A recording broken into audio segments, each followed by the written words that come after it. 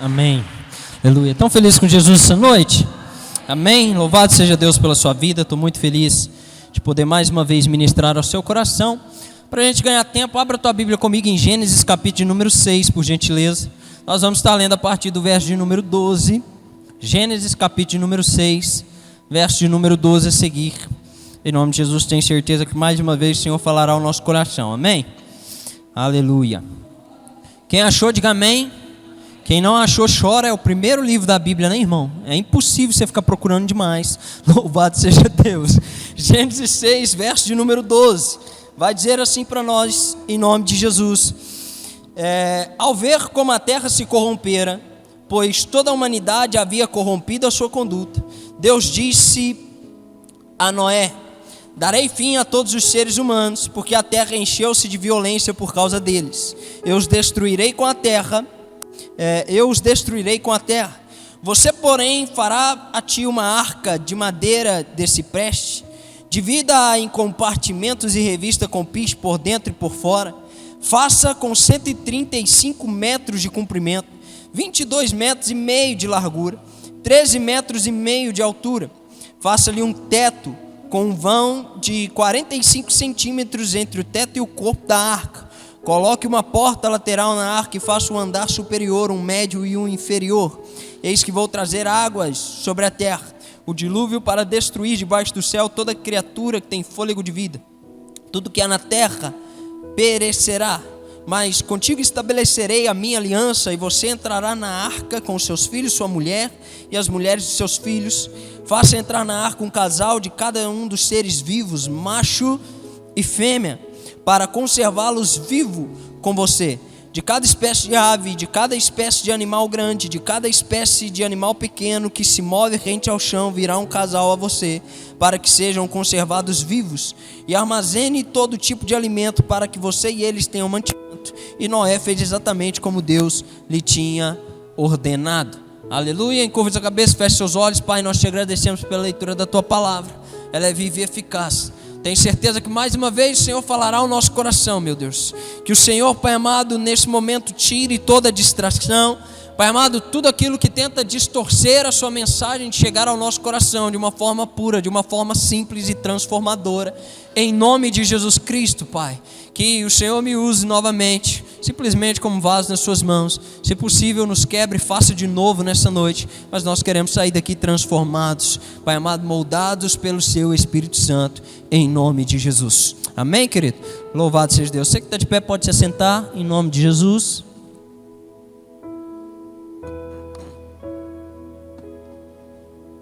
Aleluia. Hoje eu quero falar sobre um assunto bem importante. Como tudo que tem na palavra de Deus, eu entendo que é importante. Vocês estão comigo? Amém? Toda a escritura ela é importante, de Gênesis a Apocalipse. Não existe nada na palavra de Deus que é irrelevante para as nossas vidas.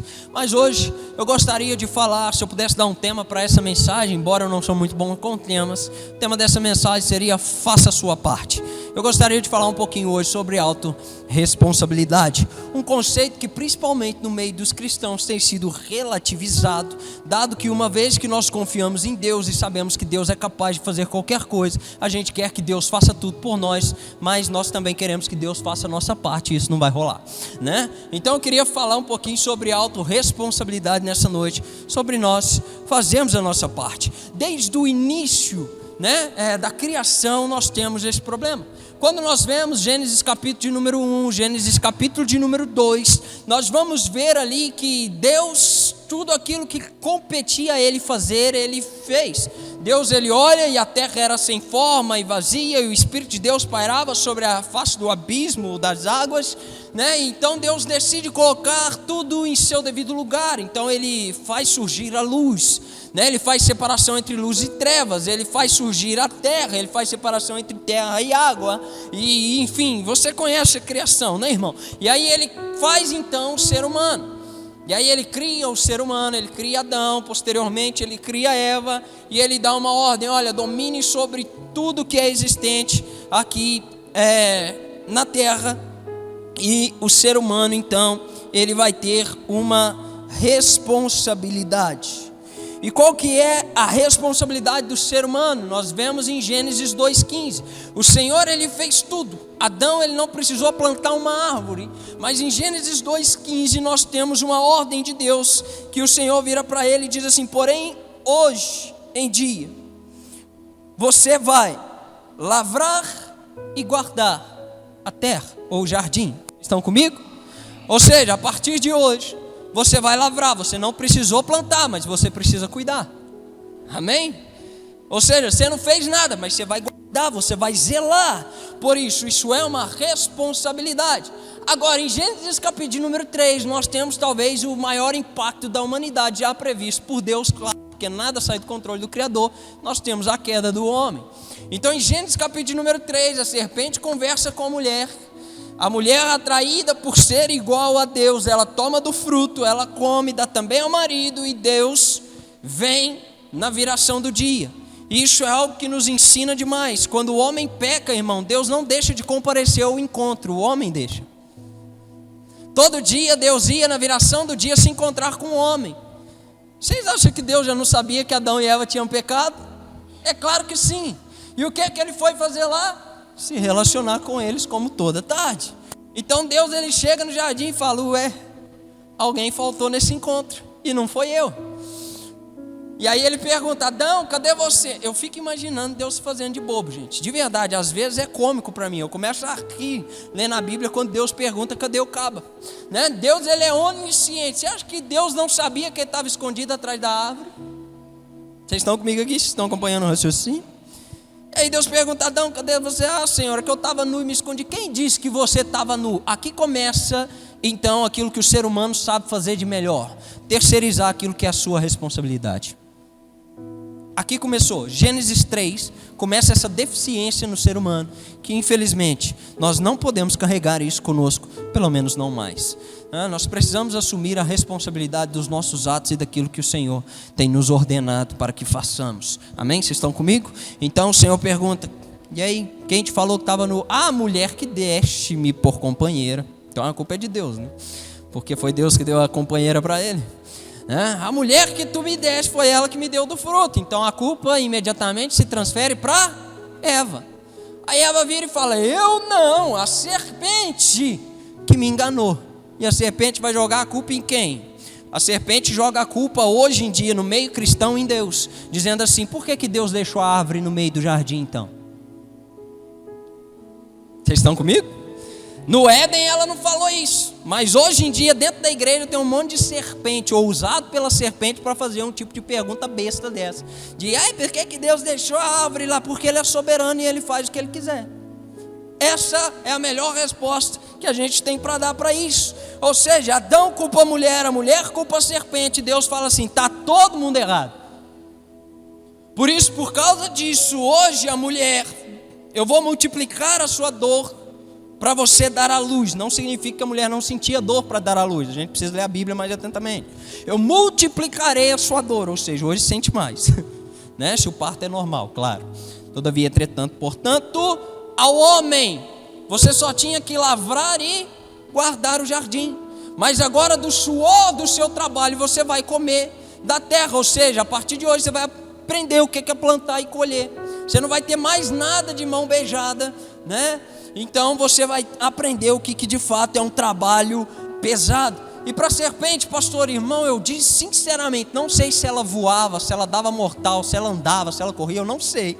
Mas o Senhor disse que a partir daquele momento ela rastejaria com o seu na terra, né? E comeria pó todos os dias. Então eu acho que ela tinha perna pelo menos, né? E a partir daquele momento não mais, realmente eu não sei, mas não vem, esse é o caso. Então a mensagem que eu quero trazer para o nosso coração hoje, eu acredito que para você já está muito claro: Deus não vai fazer aquilo que cabe ao ser humano fazer. É muito cômico quando nós olhamos para alguns tipos de pessoas que nem sequer estudam para uma prova e quer que Deus abençoe aqueles passam. Eu não sei você, mas quando eu era adolescente, né, eu fazia alguns tipos de oração quando tinha prova. E aí eu orava para Deus assim: Deus, me ajuda a lembrar a matéria. E eu imaginava Deus me respondendo lá de cima: que matéria que você não estudou? Nenhuma, né? Se você não estudou nenhuma matéria, que matéria você quer que eu te ajude a lembrar? O que tipo de sucesso você espera ter se você não faz o mínimo que é esperado de você?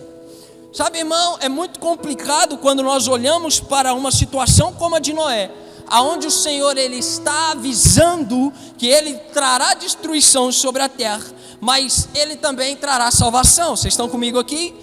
Noé aqui, irmão, ele já aponta para os fins dos tempos, para quem não está entendendo, tá? O Senhor ele vai destruir a terra, e ele não vai fazer isso, não fez isso apenas na época de Noé. Nós estamos muito breve do nosso Senhor vir acabar com tudo aquilo que a gente conhece como terra, né? Então o Senhor está avisando, olha, vai ter repentina destruição, mas também vai ter salvação. Amém, irmão? Porque Deus ele sempre traz uma boa nova a partir de uma notícia ruim. Eu vejo nos profetas, e aí nós temos todos os profetas, eles anunciavam a mesma coisa. O que? Olha, Deus não está se agradando de vocês, Deus vai fazer com que vocês sejam escravos em outra terra, mas, porém, a boa nova aí, se vocês se arrependerem, Ele vai perdoar os seus pecados. Vocês estão comigo? Ou seja, Deus sempre traz uma boa nova. A questão é, Noé, para você salvar você e a sua família, você precisa fazer uma arca exatamente com essas medidas, exatamente com esses 3 níveis, né? Com uma janela na parte superior, com uma porta na lateral. Você precisa construir uma arca. Deus trouxe o aviso do dilúvio, da repentina destruição. Deus trouxe o aviso que ele poderia ser salvo, mas Deus não construiu a arca. Adivinha quem teve que construir a arca?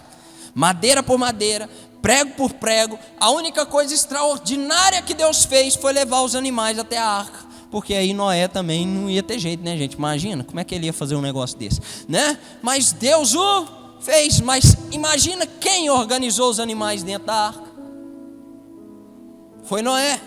Quem limpava as fezes dos animais dentro da arca? Era Noé. Quem alimentava os animais? Noé.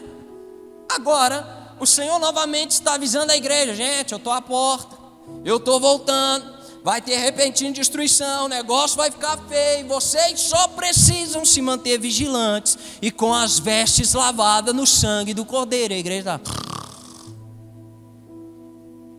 Não, pastor, a gente já está salvo. Vai, confia na salvação pela força do seu braço, você vê onde você vai parar, num lugar mais quente que qualquer sauna desse planeta. É ótimo lá, viu, gente? A gente precisa prestar atenção em algumas coisas. Sabe, irmão, uma pessoa muito querida, ela me falou o seguinte, falou, pastor, eu só vou parar de beber o dia que o Espírito Santo arrancar isso de mim. Falei, então não vai rolar. Você nunca vai parar de beber. Não, eu falei, não, porque como um bom conhecedor da Bíblia que você é sem vergonha. Você não é viciado, porque você conhece as Escrituras, talvez até mais que eu. E a pessoa realmente era muito conhecedor das Escrituras.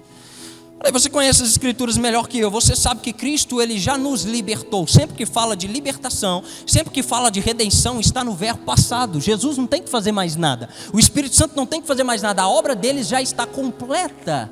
Ou seja, se eles já fizeram a obra, o que cabe a nós se chama posicionamento. Eu vou me desviar do mal, não vou me sentar na roda dos escarnecedores, eu não vou ficar, comprando aquilo que eu sei que vai me prejudicar. Isso é minha responsabilidade. Vocês estão comigo, irmão? A gente precisa ser autorresponsável e parar de querer jogar as coisas para Deus, gente. Meu Deus, eu acho muito simples, de verdade, A gente precisa entender, irmão, que Deus, Ele sim, Ele tem o controle de tudo, de todas as coisas. Pastor, mas Deus não pode fazer se Ele quiser? Pode, mas Ele não quer não, irmão. Preguiça é pecado. Sabia disso? Tem gente que falha em muitas coisas que a gente acha absurdo, mas na verdade o pecado ele só tem consequências diferentes, irmão. Tudo é pecado. O preguiçoso ele não se difere do mentiroso, são apenas consequências diferentes. Mas o preguiçoso e o mentiroso diante de Deus fede do mesmo jeito. O adúltero ele não é muito diferente do assassino. Diante de Deus eles fedem do mesmo jeito. Agora as consequências com certeza serão diferentes. Agora, não adianta eu querer terceirizar. Eu sou assim, pastor, porque eu nasci numa família complicada. Nós temos aqui na igreja diversas pessoas que nasceram numa família complicada e hoje são lavados e remidos no sangue do Cordeiro, vivem uma nova vida sem usar essa desculpa que você está usando. Qual que é o seu problema? Tem pessoas que também foram abusadas na infância, mas elas encontraram com um Jesus que transforma, irmão.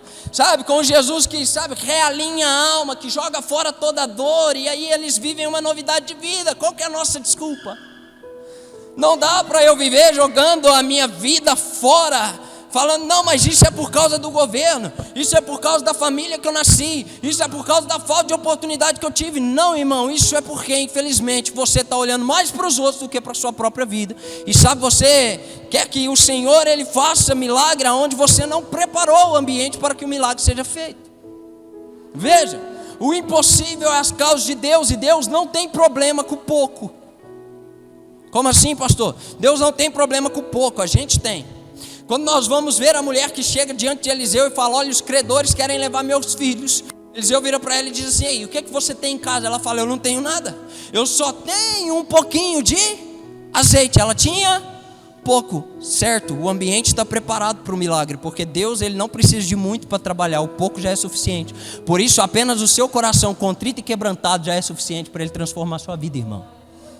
Amém? Por isso que uma oração sincera, como de uma criança que às vezes nem sabe direito o que está falando, é o melhor tipo de oração. Que às vezes a gente preocupa tanto com a oratória, eu não sei orar. Falo, você não sabe conversar? Uma oração sincera, um coração contrito, um pouquinho de azeite, apenas 5 pães e 2 peixes foram suficientes para alimentar uma multidão de mais de 5.000 homens, porque Deus não tem problema com pouco, a gente tem. E aí a gente joga a culpa no pouco. É porque eu tenho pouca condição, pastor. É porque eu tenho pouca inteligência, né? É porque eu tive pouca oportunidade. Não, é porque você não conhece o seu Deus, capaz de fazer infinitamente mais daquilo que nós pensamos ou imaginamos. A culpa é nossa. Vocês estão comigo aqui? Em nome de Jesus, nós precisamos lembrar, irmão, que o Senhor, Ele não perde controle de nada.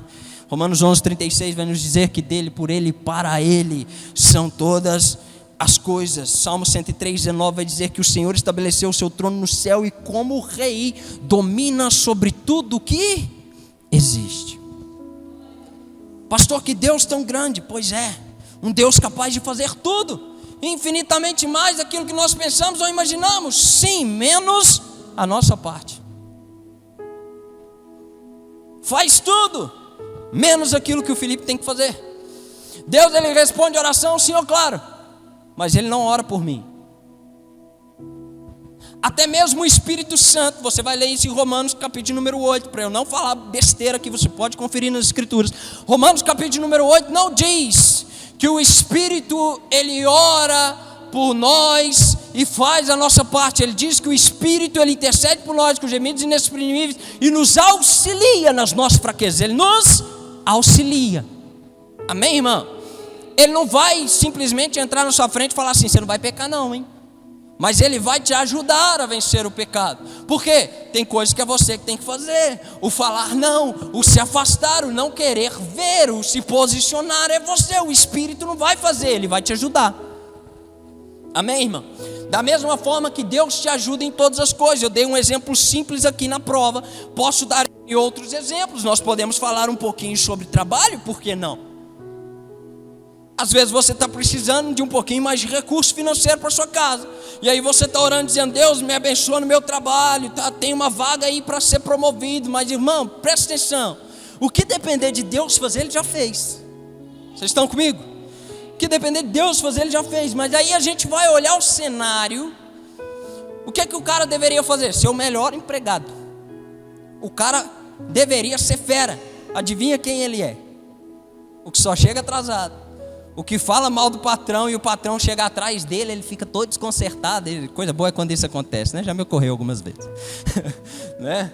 Então, chega atrasado, fala mal do patrão, nunca pode fazer hora extra, porque o salário é mínimo, o meu esforço também é mínimo. Então, sua promoção vai ser mínima.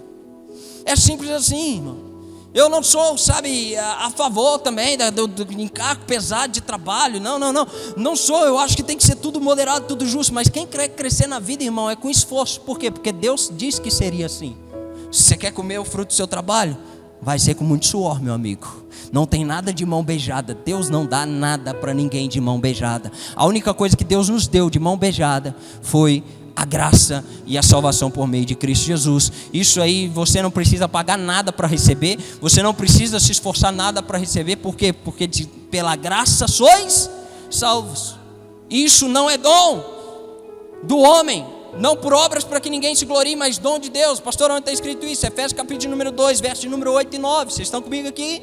Ou seja, pela graça nós somos salvos, irmão. Não por obras, mas isso é dom de Deus, para que ninguém venha se gloriar. Ou seja, para ser salvo, para receber a graça que salva, você não precisa de se esforçar nada.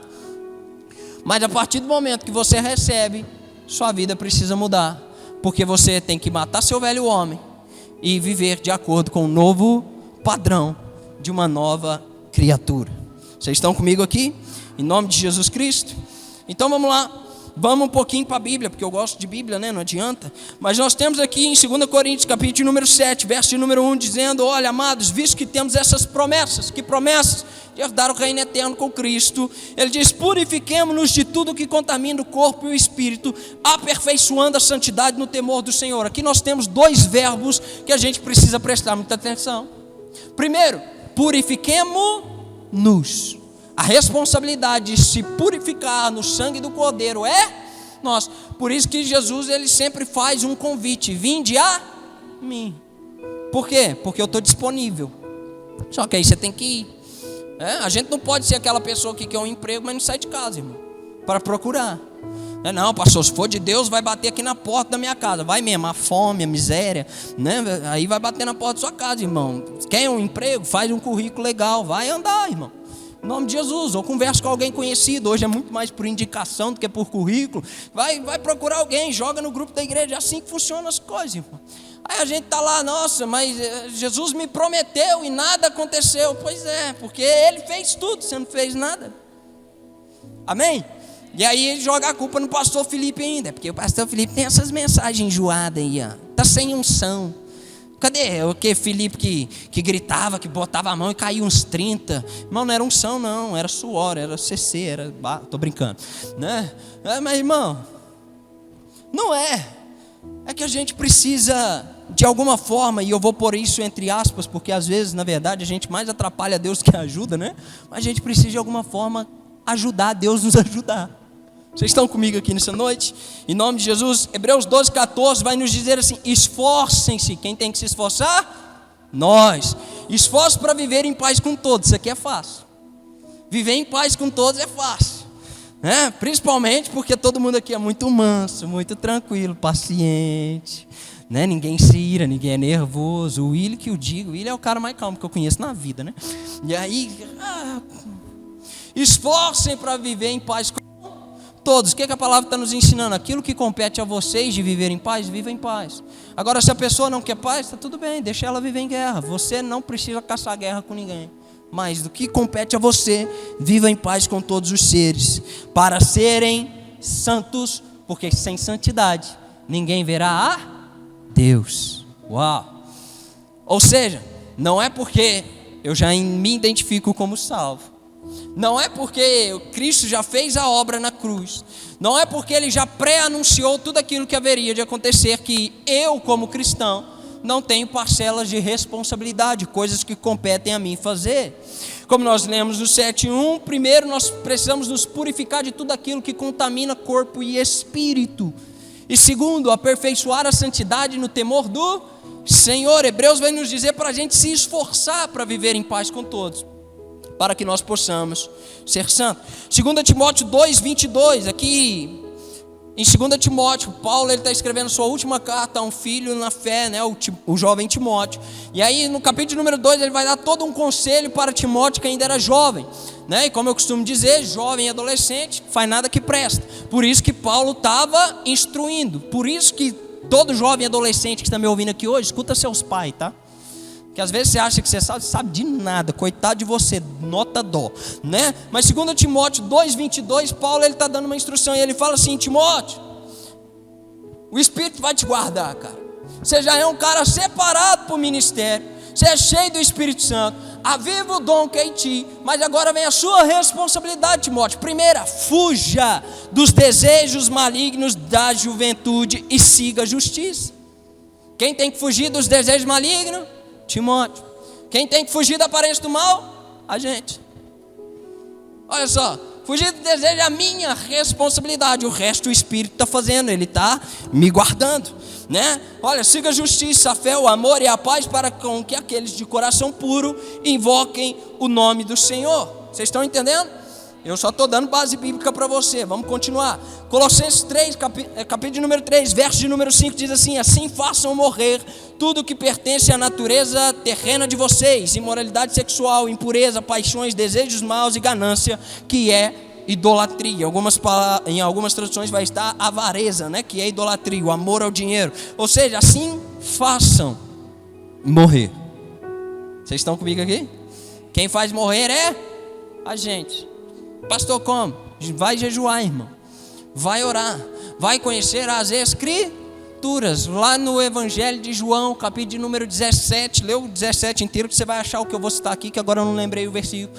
Me fugiu. Mas quando Jesus está orando para os seus discípulos, ele fala assim: Pai, santifica-os na verdade. A sua palavra é a verdade. Santificação vem através de conhecer a palavra de Deus.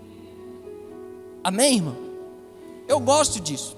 Eu ministro muito para jovens, para adolescentes. Ontem, inclusive, estávamos lá em Capitólio fazendo isso.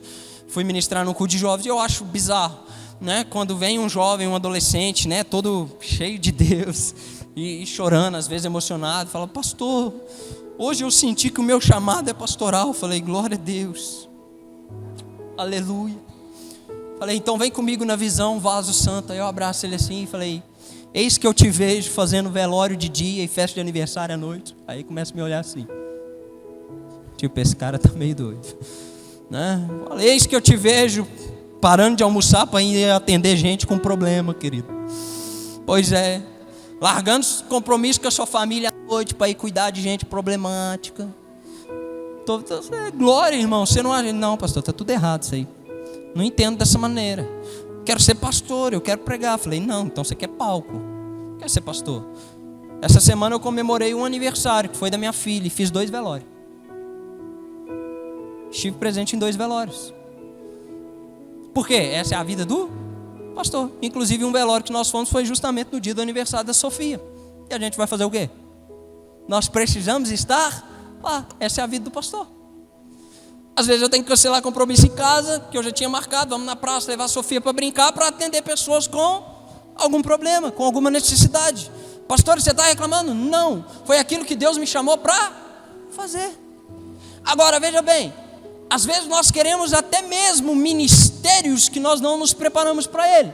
Vamos tirar a parte meio assistente social do pastor e vamos entrar na parte então pragmática, na parte de ensino. Nós queremos ser pastores sem sequer conhecer as Sagradas Escrituras, sem sequer ter lido esse livro uma vez por completo. Não vai rolar, irmão. Não tem como. Como que a gente quer ensinar o povo algo que a gente não aprendeu? E de verdade, tem coisas que eu passo na minha vida que nem era para eu passar. E aí quando eu vou questionar Deus, eu falo: meu Deus, mas para que eu estou passando isso? Aí Deus responde assim: porque alguém essa semana vai precisar. Eu falo: então você quer dizer que o que eu estou passando é por causa de eu ensinar os outros? Ele fala: exatamente. Eu falo: então tá bom. Eu vou fazer o quê? Vocês estão comigo? Ah, pastor, o meu ministério é levítico. Toca o quê? Toca o boi, pastor, galinha, né? Fez aula? Não. Quer fazer? Não. Então seu ministério não é levítico, irmão. Talvez seja cantar embaixo do chuveiro, alguma coisa, mas aqui não é. Porque existem coisas que compete a gente a fazer. Deus, ele vai dar o chamado. Deus, ele vai dar a revelação, irmão. Só que não dá para a gente viver só em cima de uma palavra. Nós precisamos nos aperfeiçoar. Amém, irmão? A ordem de Jesus é ficar em Jerusalém até que do alto sejais revestidos de poder. Se ele falou: olha, vocês vão ser revestidos de poder, mas existe uma condição: vocês precisam permanecer em Jerusalém. Agora veja, os caras não ficaram em Jerusalém. Atos capítulo número 2, depois vocês podem ler. 1 e 2 vai falar sobre isso. Depois vocês podem ler. Os caras não ficaram em Jerusalém olhando para cima falando: um dia a gente vai ser revestido de poder, né? Vamos dormir porque hoje não foi. Não, eles estavam dia após dia unânimes em oração no templo, buscando a presença de Deus, falando: Senhor, cumpre a promessa. O Senhor falou para a gente permanecer em Jerusalém, a gente está aqui. E o Senhor disse que a gente ia ser revestido de poder pelo alto. A gente está aqui para ser revestido de poder, meu Deus. Estamos aqui fazendo alguma coisa. Amém, irmão? Eu sei que existem muitas promessas de Deus para a sua vida, mas por favor, faça a sua parte. Eu sei que talvez você foi, talvez diagnosticado como um grande missionário, irmão. O mínimo que você precisa fazer para ser um grande missionário é conhecer o Evangelho, porque missionário, ele prega o Evangelho, ele não prega a história de vida dele, ele vai pregar o Evangelho. Amém? E geralmente em outro país. Pastor, Deus me mostrou o país. Você fala a língua nativa do país? Não fala. Então a gente tem um grande problema. Você vai mais atrapalhar do que ajudar.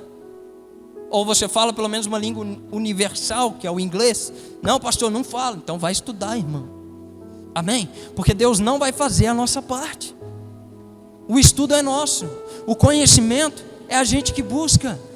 Sabe, a oração é a gente que ora, o jejum é a gente que faz, irmão. Oh, meu Deus. Aleluia, vocês estão comigo? Parece que vocês estão desanimados.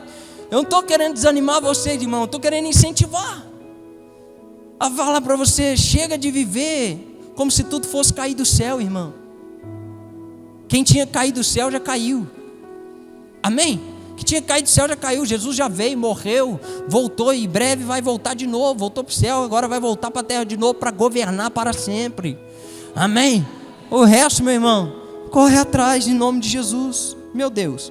Tito 2, do 11 ao 13 vai dizer: porque a graça de Deus se manifestou salvador a todos os homens. Ou seja, a graça de Deus já se manifestou salvador a todos os homens, sem discussão. Agora, o que essa graça ela faz? Ela nos ensina a renunciar à impiedade e às paixões mundanas e a viver de maneira sensata, justa e piedosa nessa era presente, enquanto aguardamos a bendita esperança. Qual que é ela, pastor? A gloriosa manifestação do nosso grande Deus e Salvador, Jesus Cristo. Amém? A graça ela se manifestou salvadora a todos os homens. Aleluia. Eu sou salvo pela graça, já entendi isso. Só que a mesma graça que nos salva, ela nos ensina a renunciar a essas paixões que não prestam para nada. Então, se eu me identifico como um cristão, como um salvo, e não consigo abandonar a prática do pecado, eu preciso rever meu cristianismo, eu preciso rever minha salvação. Isso aqui é sério.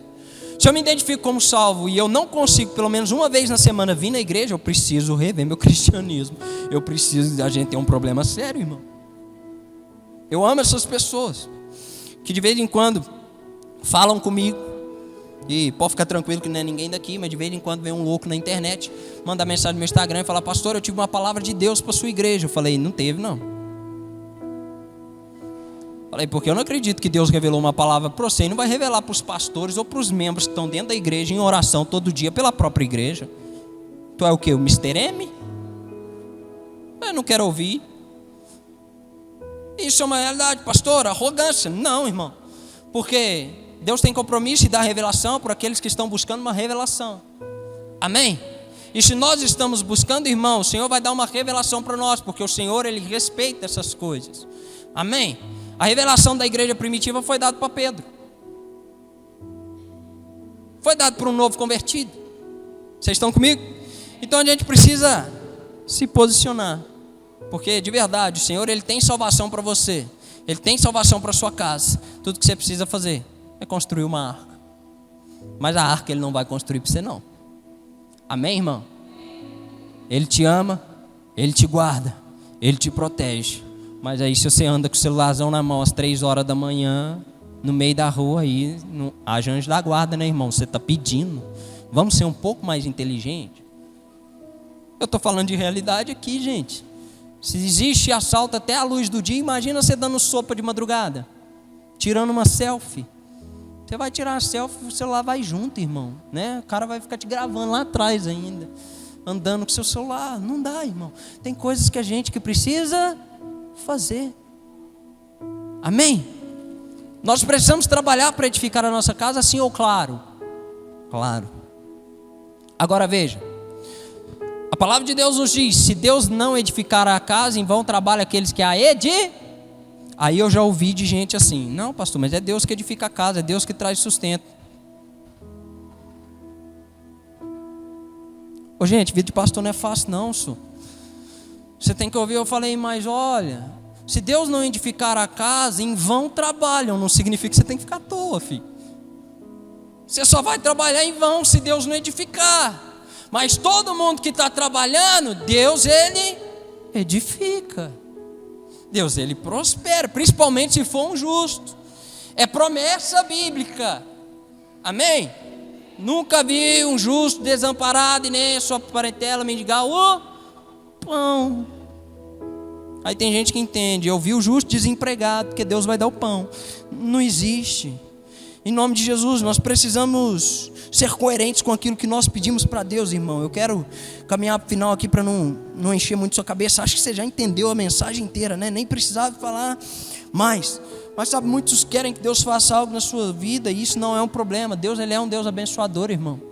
Não tem problema em pregar mensagens onde Deus te abençoa. Porque Deus é um Deus abençoador. Deus, Ele é um Deus de misericórdia, né? Deus, Ele é um Deus que cura. Deus, Ele é um Deus que sara. Deus, Ele é um Deus que transforma. Mas sabe, irmão, tem coisa que Deus deixou para o médico fazer. Aí é engraçado. A gente pega alguma enfermidade, não, Deus vai me curar. Vai no médico, filho de Deus. A partir do momento que o médico te desenganar, aí Deus entra em jogo, porque Ele é o médico dos médicos.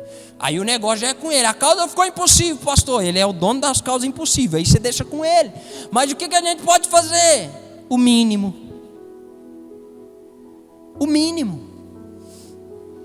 Deus me cura. E Deus está gritando, vai no médico, filho.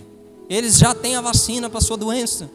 Deus me cura. É só uma virose, filho. Vai no médico tomar soro. Meu Deus, vocês já ouviram aquela historinha, né? Da salvação, do cara que cai no meio do mar e começa a orar, Deus me salva, e Deus manda uma canoa. Aí os caras falam, oh, sobe aí que você vai afogar, o mar está agitado. Ele fala, não, Deus vai me salvar. Aí a canoa vai embora, chega um barquinho, oh, sobe aí que você vai se afogar. Não, Deus vai me salvar. Aí Deus apela, manda logo o Titanic da marinha. Os caras falam, oh, nós é marinheiro, sobe aqui que você está indo de caixa, bora, vamos para cima. Não, Deus vai me salvar. Morreu afogado, chegou lá no céu. Deus, o que você não me salvou? Ele falou, eu mandei 3 para tentar te salvar. Você não salvou porque você não quis. Amém, irmão? Então a gente precisa observar os sinais, que tem coisas que Deus manda para a gente que é a resposta de oração. Só que a gente é especial demais. Tem que descer um anjo Gabriel do céu e falar, ô bendito do meu Pai, aqui está a sua resposta. Não, irmão, aqui está a sua resposta. Caiu uma foto. Aqui está a sua resposta. Vai ler, vai entender o que Deus já decretou a seu respeito. Porque tudo aquilo que está aqui, eu tomo posse, irmão. Amém? Eu creio. Porque o Senhor, Ele não vela pela sua opinião. Ele zela pela palavra dEle para fazer ela se cumprir. Amém? Não é aquilo que eu acho que Deus tem compromisso. Não, é aquilo que Ele já disse. E se eu não souber aquilo que Ele já disse ao meu respeito, então vai dar tudo errado. A gente precisa ser coerente. Nós temos algum exemplo. Por exemplo, tem pessoas que pedem muito para Deus. Deus abençoa o meu lar, salva a minha família. Mas aí você vai olhar a vida do camarada. Ele vive gritando com a esposa, ele vive xingando os filhos, ele vive dando mau testemunho para os parentes. Gente, ajuda Deus te ajudar. Como que vai haver paz do seu lar se você parece um megafone? Não sabe falar baixo, não. Tudo tem que ser na base do berro. Tudo explode. Deus vai abençoar o lar como, gente? Eu fico imaginando se às vezes algumas pessoas, tipo eu, assim, mais doido da cabeça, fosse Deus. Deus abençoa o meu lar, está tendo muita discussão. Eu matava o cara na hora, falava, o problema é você. Puf. Pronto, houve paz. Um pouco de tristeza, mas... Porque às vezes o problema é a gente. E a gente quer transferir para Deus. Não, Deus traz paz, irmão. A falta de paz às vezes não é nem o diabo. O diabo tem medo de você. De tanto que você briga com os outros. Já falei, eu não preciso nem passar naquela casa. Aquele lá destrói o lar dela com as próprias mãos. Aí a gente pode usar provérbios para falar também para a mulher, né? A mulher sabe, ela edifica a sua casa, mas a tola ela destrói com suas próprias mãos. Às vezes o problema do seu lar não é o diabo, é você, moça. Pelo amor de Deus. Vamos ter mais autorresponsabilidade, parar de terceirizar. O cristão, ele aprendeu a terceirizar de uma forma espiritual demais. Não, pastor, é o diabo. Não, pastor, é macumba. É não sei o quê. Não, irmão, às vezes é a gente mesmo. A gente precisa parar com esse negócio. E eu já estou acabando. Pode ficar tranquilo. Já falei do emprego. Essa aqui eu gostei de pôr. Essa aqui eu me amarrei. Essa serve para os jovens. É porque essa era para ser uma mensagem para os jovens, mas não rolou. Deus mudou o roteiro e aí eu trouxe hoje mesmo. Mas às vezes a gente está lá pedindo: Deus, me dê um bom namorado, me dê um bom marido.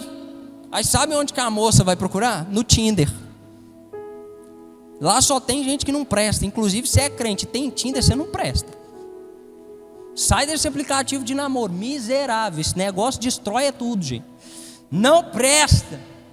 Tem nada de Tinder, Badu, não sei o que lá, não. Não, irmão. Quer um marido, um homem que presta? Vai procurar na presença de Deus, irmão. Em nome de Jesus. Na presença de Deus já tem uns que não prestam tanto, tá? Sinto em te informar. Às vezes só está dentro da igreja, né?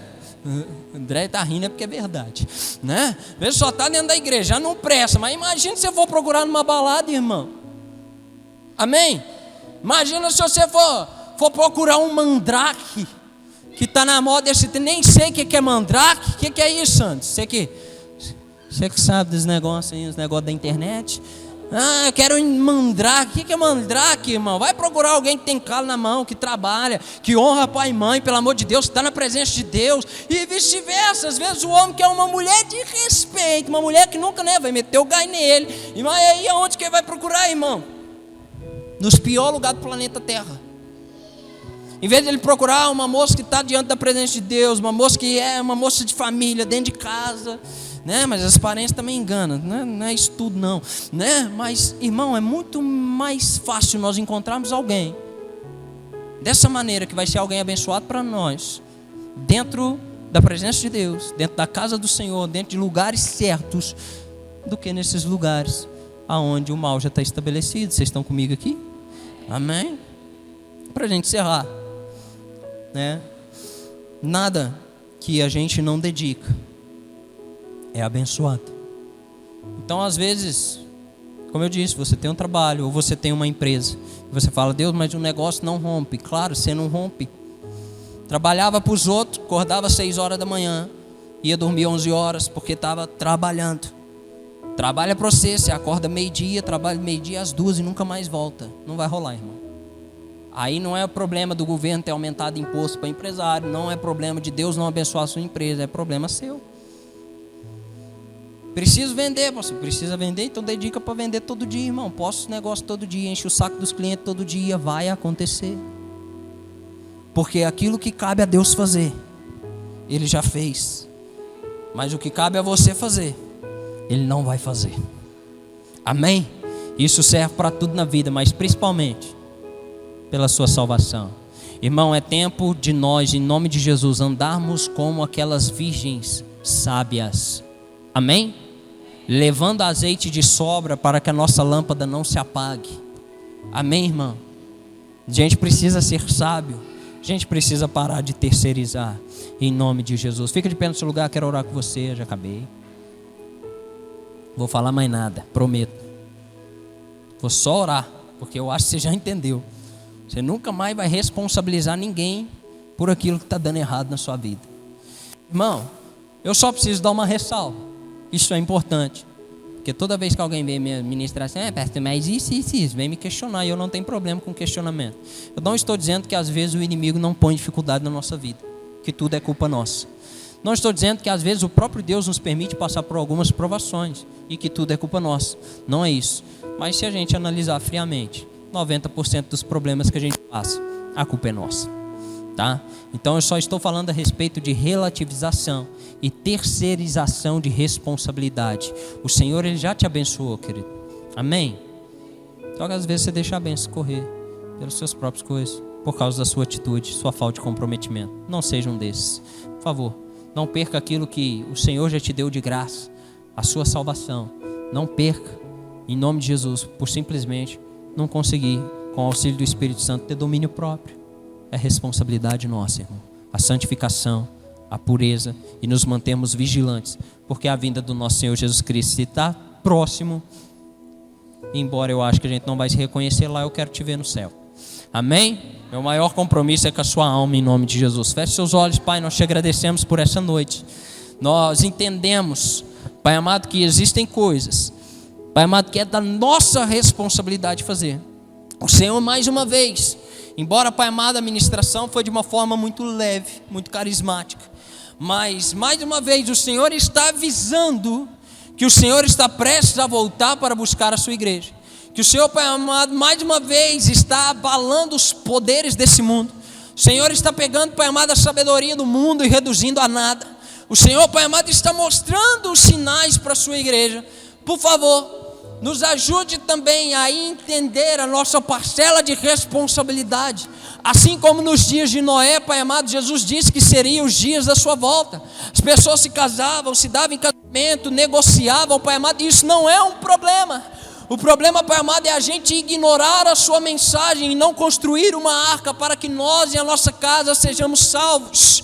Pai amado, a arca, Pai amado, que nós devemos construir nesses dias é um relacionamento íntimo e profundo com o Senhor.